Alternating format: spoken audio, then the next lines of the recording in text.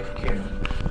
Digamos, no fue escrito, pero fue un esquema grande, un esquema que cabía en toda una pared. ¿Y por qué lo hicimos?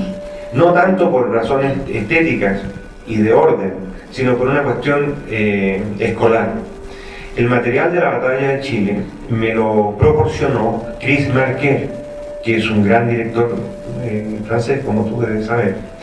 Chris Marker pasó por Chile, nos hicimos amigos, y él me dio 18.000 pies de película, no, perdón, 42.000 pies de película, que son 18 horas.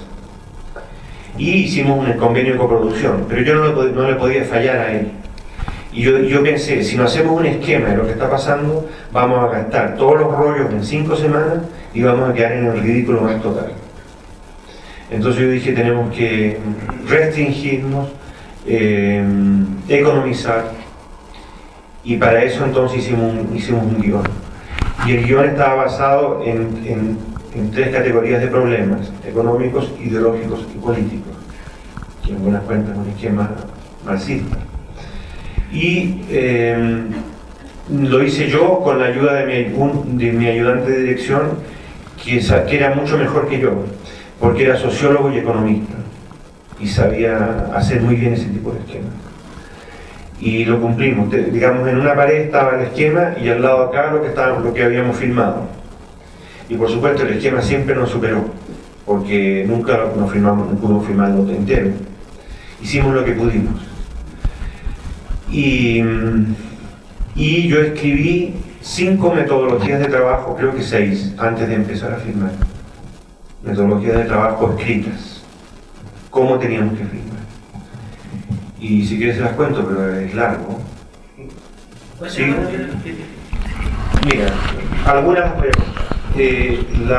Hay una metodología cronológica, es decir, seguir los acontecimientos tal cual van ocurriendo.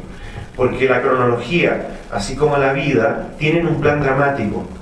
Hay un plan dramático invisible en la vida de los países, en la vida tuya, etc., en la vida de un árbol. Bueno, el camino cronológico es el más fácil y el más peligroso, porque puede haber varios meses en que no pase nada y hay una meseta sin acontecimientos y te quedas un poco en el aire. Esa era una metodología. La otra metodología era el diálogo de contrarios. Es decir, a una acción de la derecha, el gobierno de izquierda contestaba con una respuesta.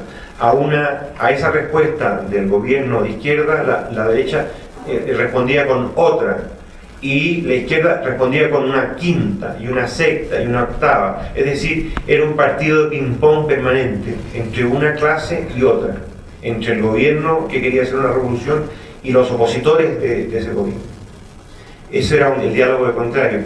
Si tú filmabas eso, tienes garantizado un montaje eficaz, porque pasas no hay cosa mejor que la dialéctica en un desarrollo dramático. O sea, pasas de una acción de un grupo a la contracción del otro. Es como un partido de tenis, y a 4 bandas, porque era muy complejo todo. Después había otra metodología por núcleos.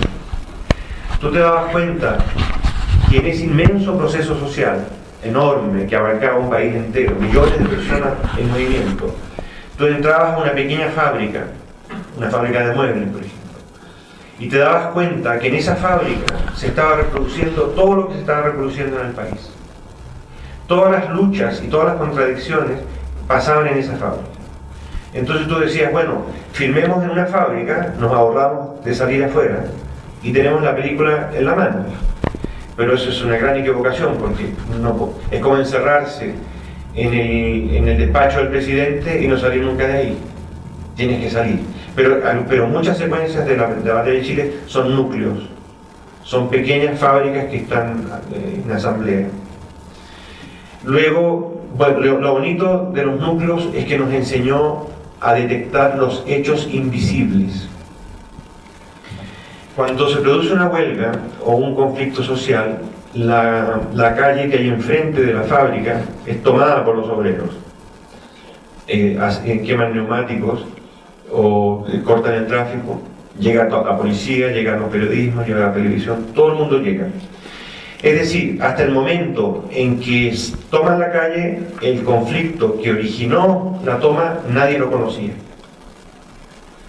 Es decir, antes de que tomaran la calle, hubo una asamblea, otra asamblea, 4 asambleas, 5 asambleas, 4 discusiones, 7 controversias, adentro de la fábrica, hasta que dijeron, bueno, se acabó el diálogo, se acabó, ya hemos hablado con el patrón, no quiere subir el salario, no quiere formar sindicatos, no quiere modificar el horario, ya no nos queda otra, hay que tomarse la calle, a hacer el escándalo. Y el escándalo es visible, y todo lo que hay para atrás es invisible, no lo filma nadie. Cuando se producen las barricadas, llegan todos los periodistas, todos los canales, todas las radios, y nadie filma la causa de lo que pasó.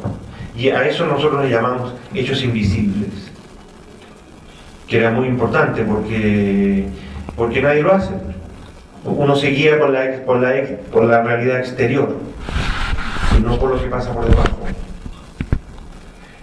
A mí una vez Chris Martin me dijo, si tú haces una película del cuerpo de bomberos, no tienes que filmar no el incendio apagado, las cenizas humeantes o los bomberos con las mangueras, no, tú tienes que filmar antes que salga la primera llama.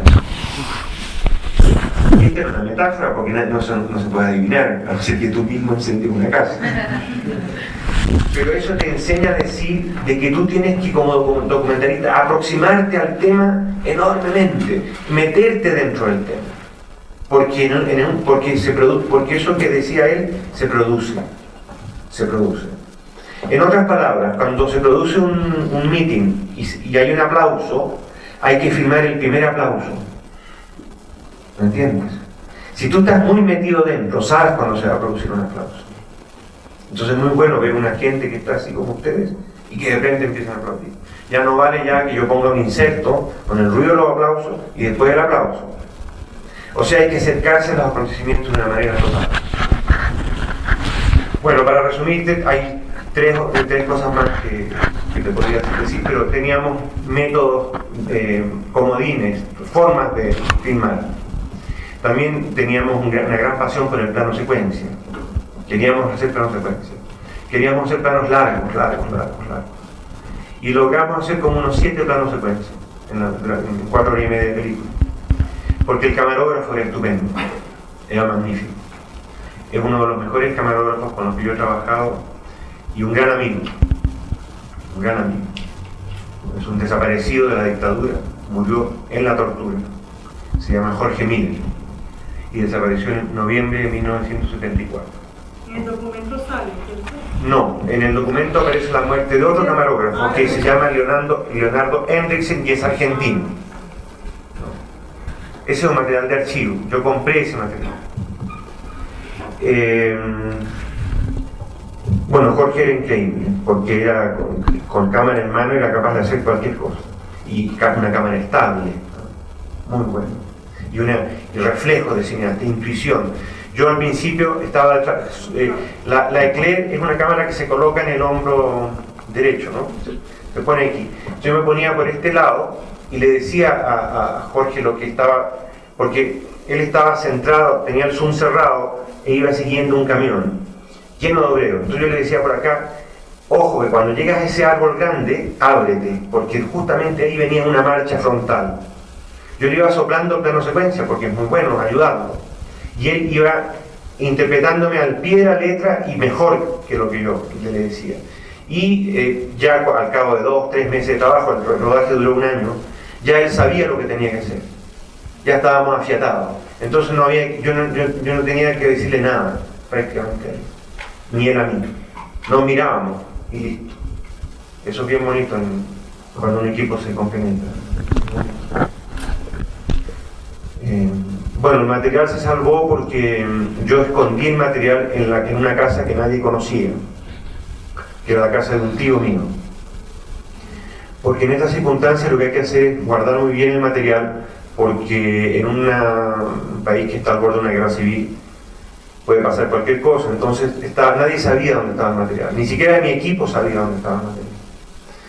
Entonces, cuando vino el golpe, yo dejé instrucciones en el caso que yo estuviese detenido o me pasara algo peor, que había que llamar a la embajada sueca y a una persona le dije dónde estaba el material, a solo una persona. Y yo estuve 2 semanas en el Estadio Nacional detenido, no en el mismo momento del golpe, sino que 2 semanas después. Y en ese momento yo dije, salven el material. Y el material entró en la embajada sueca, donde había un embajador extraordinariamente humano, un hombre de 80 años extraordinario, se llamaba Edelstad. Y él metió la enorme caja de película en la embajada y de ahí partió en barco a Estocolmo y yo fui a buscar, bueno, yo después fui liberado y llegué a Estocolmo a buscar la película. Y en el Instituto de Cine Sueco no la entregaron y no se perdió ni un rollo, ni uno. Sí, fue una suerte porque yo no dormí entre el momento en que yo salí del Estadio Nacional hasta el momento en que toqué las latas, no dormí nunca. Porque pensé, si esto se pierde, ¿cómo cómo puedo explicar que filmé todo pero que no está? Era una angustia terrible. Y se recuperó todo.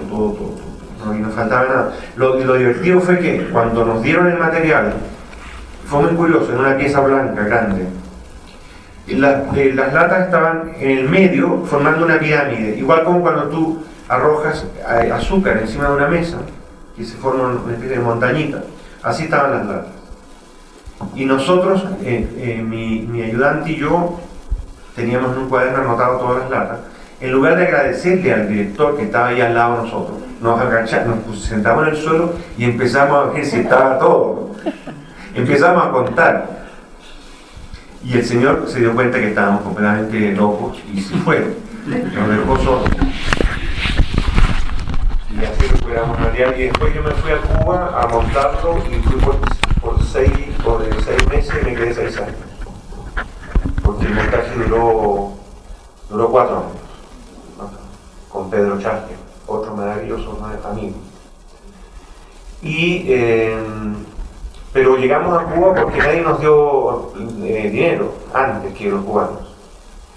Porque Chris Marquette llamó a todos sus amigos italianos, suecos, a los franceses, y unos ofrecieron montaje, otros ofrecían laboratorio, otros ofrecían mezcla. Y era un caos, porque tú no puedes hacer una película saltando de un lado a otro, tienes que tener un lugar fijo. Y en eso, los cubanos sabían, algunos sabían lo que yo estaba haciendo, nos ofrecieron mesa de montaje y comida, o sea, estar ahí hasta que la película se fuera terminada. Y nosotros nunca tuvimos ninguna presión por parte de ellos, ni se metieron en la película, nos dejaron hacer la película que queríamos hacer. Fue un trabajo muy interesante. Yo tuve la suerte de estar en el mejor momento que Cuba vivió, que es la década del 70. Había de todo un poco. Era antes del Mariel, antes de las otras fugas que hubo, antes de los escándalos, antes de Ochoa, de la guerra de Angola, antes de cuando la revolución todavía tenía, si se puede decir eso, una cierta pureza. Y en ese ICAIC conocí a Julio García Espinosa, que era el gran productor del ICAIC, y ese fue nuestro consejero de montaje y era un hombre extraordinario, absolutamente. Yo nunca he visto otro productor así. Bueno, he visto otros, pero de otro estilo. Era un hombre que iba sala por sala de montaje, vigilando toda la producción de la productora, porque el ICAIC era una gran productora. Una casa de producción donde había más o menos 6 o 7 largometrajes en montaje, y otros 5 en rodaje, y otros 10 en preparación. Y él dirigía, él hablaba con los directores. Y era un hombre que daba sobre todo libertad y confianza al realizador, que es la clave para que un movimiento cultural funcione.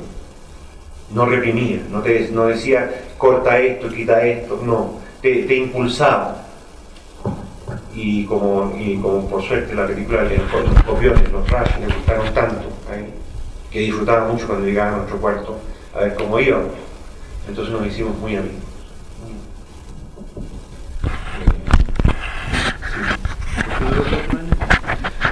Porque hicimos una película sin parar. Después la segunda sin parar. Y ahí iban 2 años y medio. Y tuvimos que descansar. O sea, no podíamos más. Porque estar encerrados, nosotros trabajamos hasta... En un momento yo creo que trabajábamos entre 10 y 12 horas diarias. No teníamos aire acondicionado y teníamos una novela soviética que no te puedes imaginar lo malas que eran. No tienen fijeza de imagen, la imagen está todo el tiempo vibrando y al cabo de estar un día viendo las imágenes así, imagínate. Es una moviola que no tenía marcha atrás. Cuando tú ibas para atrás, te fijabas esas mesas que hay de comedor que tú abres para que cuando hay muchos invitados. Bueno, ahí tú abrías así la moviola y aparecía como una lona, una bolsa de lona. Entonces la película caía hacia esa bolsa, así, ¿no? Entonces como cae así, cuando vas para el otro lado no se enreda, porque si la tocas se enreda, y si se enreda, no te puedes imaginar, se enredan 1000 metros de película.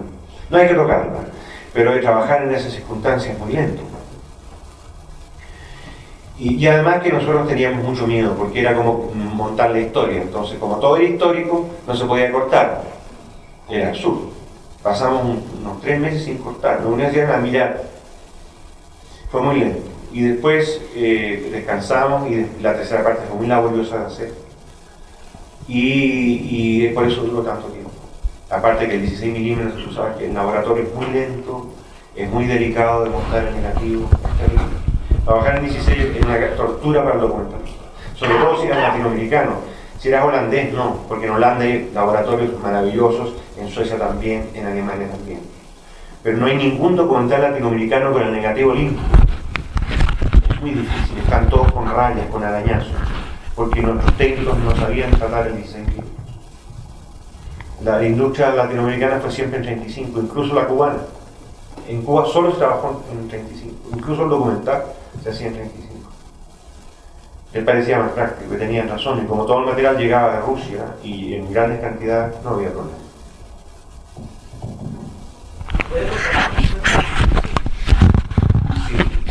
Sí. La vecina que había en el piso superior me delató, porque la denuncia era lo normal, digamos, era el pan de cada día. Ella dijo, no, ahí abajo en esa casa hay mucho movimiento, entran muchos jóvenes, todos tienen barba, todos tienen pelo largo, ahí algo hay. Y efectivamente, entraron 2 policías a la casa y yo había cambiado todo, yo había sacado todos los pósteres, puse cosas de Walt Disney. Mis hijas eran pequeñitas y una de ellas tenía el pelo muy claro y entonces era como un matrimonio joven perfecto, éramos inocentes. Pero la policía es la policía. Entonces me dijeron, bueno, muy bien, pero acompáñanos un momento al cuartel para tomar algunos datos. Y tú sabes ya que ahí está, condenado. Salimos a la calle y en la calle estaba lleno de gente en el suelo, con los brazos, con las manos aquí y tendidos en el suelo. Igual que en las escenas de guerra de la Segunda Guerra Mundial. Y llegamos al cuartel que estaba a una cuadra de mi casa y ahí nos tuvieron unas 12 a 15 horas contra la pared con las manos así y las piernas abiertas. Y regresaron a mi casa y la registraron 5 veces. Y trajeron todas las películas que yo tenía y todas las revistas y todo el material de investigación de la batalla de Chile, que eran todas las revistas de izquierda, los ensayos, libros de Marx, de Tolkien, todo el mundo. De historia de Cuba, qué sé yo. Entonces dijeron que era un lugar muy peligroso y que yo tenía que irme al Estadio Chile. Y me amenazaron con fusilarme en la mañana siguiente. Y prepararon las armas, hicieron ruido, todo. Y ahí me esposaron y me pusieron tendido en el suelo. Y yo pensé en ese momento que yo me iba a morir. Y al otro día, en vez de llevarnos al patio, éramos 2 personas, sacaron del mismo edificio a otro señor que yo no conocía. Y en vez de llevarnos para adentro, nos sacaron a la calle y nos metieron en un bus militar. Y nos llevaron al Estadio Chile y no sé por qué razón dijeron, no, váyanse al Nacional. Parece que estaba muy lleno el estadio. Y otra vez recorrimos la ciudad de madrugada para el otro lado y ahí estuve en el estadio aislado un par de días más, que seguía pesando la posibilidad de fusilamiento, y después me metieron en un camarín normal donde había unas 120 personas en un espacio poco más grande que este escenario. Éramos tantos que no nos podíamos acostar. Digamos que la mitad dormía y los otros estaban parados, los otros se ponían de pie y los otros dormían. Y ahí estuvimos 2 semanas. Y en la medida en que tú no eras importante, no eras dirigente o militante, yo nunca fui militante, nunca tuve carnet de militante en ningún partido. Entonces yo dije que filmaba para el exterior, que todas las películas se las mandaba a Chris Marker, que era un amigo mío, y que además yo había estudiado cine en España, y como todo el mundo sabe, España estaba gobernada por Franco en esa época. De tal manera que yo era una persona muy poco sospechosa. Entonces me liberaron y ahí tomé mi pasaporte, porque todavía no se conectaba el régimen militar con el registro civil.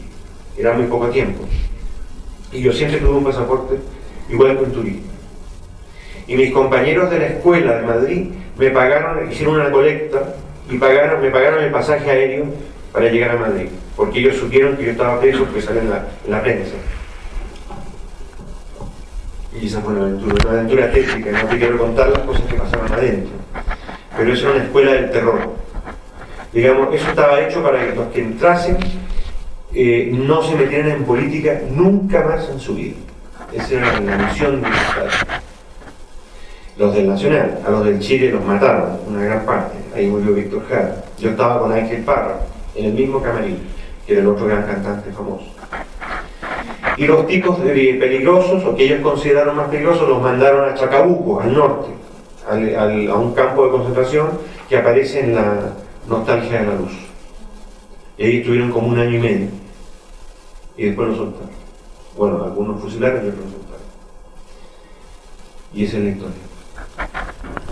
Excelente equipo de chilenos que hacían un boletín, una especie de resumen de las noticias que pasaban en Chile, y ese resumen lo mandaban por fax a todo el mundo, digamos, a todos los comités pro Chile que había en Europa, en América, en Canadá, en Asia.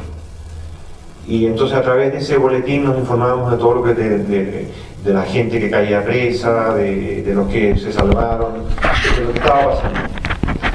Y además había un programa que venía de Radio Moscú, que se escuchaba, y ahí tú podías escuchar otras informaciones de lo que pasaba. Era algo muy parecido a lo que pasó con la República Española. Es decir, todo el exilio español tenía radios que sabían lo que estaba pasando en el interior durante años y años. Eso duró como unos 12 años, ¿no? Ese boletín, ese diario impreso a mimeógrafo y que se mandaba al extranjero. Y las noticias eran terribles, todas eran terribles, porque la mortandad en los primeros 4 años fue total. El Comité Central del Partido Comunista fue exterminado 3 veces. 3 veces fue reemplazado el Comité Central por otro que lo mataron, por otro que mataron y por otro que mataron. Es terrible. El Partido Socialista también. Y después, y el MIR. El MIR fue exterminado porque, como eran los más jóvenes y los que además estaban con la lucha armada, el MIR fue exterminado de una manera despiadada en el año 74, 75, 76, 77. Ese fue una década de masacre en Chile. Y de persecución, de toque de queda, etcétera, etcétera. La gente empezó a reaccionar en los 80. O sea que entre los 70 y los 80 fue un desierto, un país aterrorizado.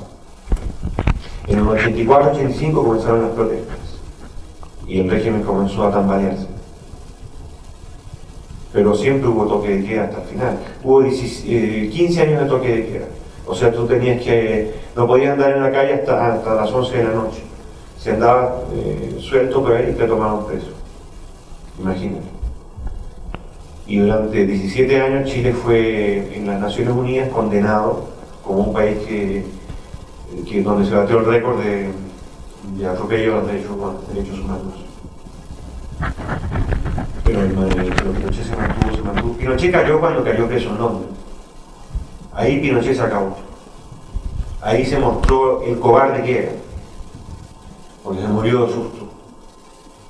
Y esa es otra historia maravillosas, legendarias. Hay muchas novelas de esas que todavía no se han escrito. ¿Cuál es el documental que le hubiera gustado hacer y hasta ahora no ha podido hacer? Que ha tenido en su cabeza y que lo ronda. Me dice qué película no he hecho que me habría gustado hacer.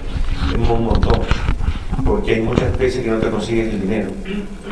Y haces el guión y te enamoras de la idea, qué sé yo, y no aparece la plata y tienes que decir, bueno, venga. Y dar vuelta a la hoja. Porque es así esta profesión, es muy incierta. Y en el futuro tengo planeado publicar todas las películas que no hice. Porque hay unas que son bien interesantes, yo no sé cómo habían quedado, pero los guiones tenían algo de interesante. La mejor opinión que te puedas imaginar. Porque es un movimiento extraordinariamente vital, sólido, bien organizado.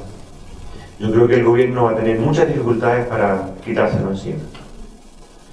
Fíjate que incluso los principales líderes, que son 3, una mujer y 2 hombres, viajaron este otoño por toda Europa contando lo que estaba pasando. O sea, es un movimiento estudiantil que hace relaciones públicas internacionales. Como el gobierno decía, no, si vamos a negociar, y eso es mentira, ellos salieron en gira por Alemania, Suiza, Bélgica, Estados Unidos, etcétera, Canadá, diciendo no pasa eso. Imagínate, un movimiento estudiantil con relaciones públicas internacionales es espectacular. O sea, tiene la mejor cobertura de prensa internacional. Y por otro lado, lo que está ocurriendo, lo que ellos quieren mejorar la enseñanza, que es la más cara del mundo en Chile, ¿no? Quieren que mejore y que baje de precio, que sea más igualitario. Muy bien. Pero detrás de eso hay mucho más. Detrás de eso hay 30 años en que a la juventud no se le contó lo que pasó, donde los padres callaron y no le contaron a sus hijos lo que pasó, donde los profesores callaron y no contaron a sus alumnos lo que pasó. Entonces hay un acumulado de indignación potente, que no va a terminar con que la juventud sea igual, o sea, la enseñanza sea un poco más igualitaria. Yo creo que la fuerza que hay detrás es muy grande, y como estuvimos gobernados durante 20 años por la centro-izquierda, o centro-derecha, perdón, entonces la gente decía, bueno, Michelle Bachelet hace lo que puede, no, si no va más lejos porque no puede, no hagamos ruido, ella está haciendo lo posible. Pero eso era falso, ni ella ni nadie en la concertación llegó lejos. Todos administraron el neoliberalismo, nadie cambió. No se cambió la constitución de Pinochet.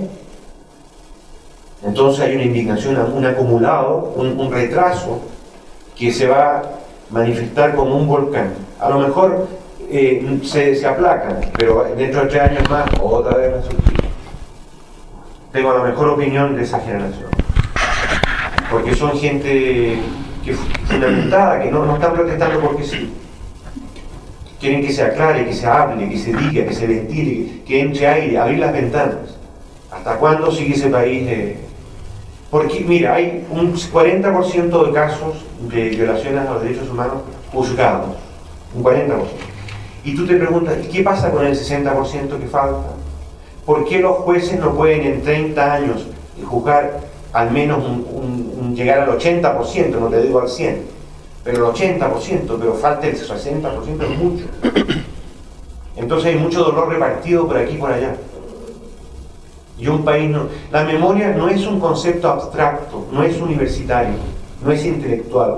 La memoria es tan concreto como la ecología, como el efecto que produce calor en la Tierra.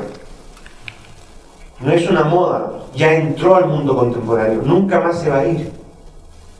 Hay gente que dice, no, la memoria histórica esto es una moda, esto va a pasar, ya estamos aburridos, está bueno, ya hemos hablado mucho del pasado. Mentira, no hemos hablado del pasado lo suficiente. Y hay negacionismo, no pasó eso, no pasó lo otro. En Alemania te llevan presos y tú negas el holocausto.